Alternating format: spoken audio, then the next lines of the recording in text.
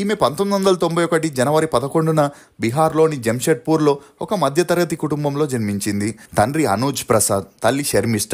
ఈమెకి రాహుల్ అనే తమ్ముడు కూడా ఉన్నాడు. ఇక అలా శ్వేత 7 ఏళ్ల వయసులో ఉన్నప్పుడు తన తల్లిదండ్రులు ఉద్యోగరీత్యా ముంబైకి వచ్చి సెటిల్ అయ్యారు.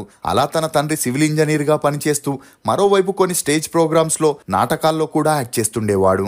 ఇక ఈమె తల్లి నాటకాల్లో రైటర్ గా పనిచేస్తూ మ్యూజిక్ కంపోజర్ గా కూడా పనిచేయడంతో తమ పిల్లలకి ఏ లోటు లేకుండా చూసుకునేవారు. ఇదిలా ఉంటే ప్రోగ్రామ్ ఉన్నప్పుడు తమతో పాటు శ్వేతాని కూడా తీసుకెళ్లడంతో శ్వేత తన తల్లిదండ్రుల పర్ఫార్మెన్స్ చూసి తనకి కూడా యాక్టింగ్ పై ఇంట్రెస్ట్ ఏర్పడింది. ఇక శ్వేత తన స్కూలింగ్ ని ముంబైలోని ఆర్ఎన్ పోడర్ హై స్కూల్లో చదివింది. చదువుల్లో అంతంత మాత్రమే ఉన్న శ్వేతకి యాక్టింగ్ పై ఇంట్రెస్ట్ ఉండడం గమనించిన తల్లిదండ్రులు చైల్డ్ ఆర్టిస్ట్ గా నాటకాల్లో నటింపజేస్తూనే మరోవైపు శ్వేతాని సినిమా సీరియల్స్ లో కూడా తీసుకురావాలనుకున్నారు. అలా ముంబైలో జరిగే ప్రతి ఒక్క ఆడిషన్ కి తీసుకెళ్తున్న క్రమంలోనే శ్వేతకి 7 ఏళ్ల వయసున్నప్పుడు ఎగ్జోన్ అనే సీరియల్లో చైల్డ్ ఆర్టిస్ట్ గా అవకాశం రాగా ఆ సీరియల్ 1998లో టెలికాస్ట్ అయి అంతలా ఆదరణ పొందలేదు.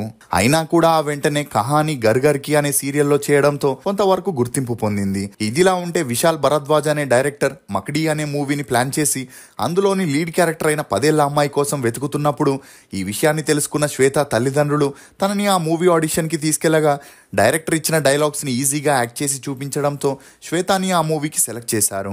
ఇక మగడి మూవీలో శ్వేత డ్యూయల్ రోల్ చేయడంతో ఆ మూవీ 2002లో రిలీజ్ అయ్యి కమర్షియల్ గా అంతలా ఆడకపోయినా శ్వేత నటనకి గాను చైల్డ్ ఆర్టిస్ట్ గా నేషనల్ అవార్డుని అందుకుంది.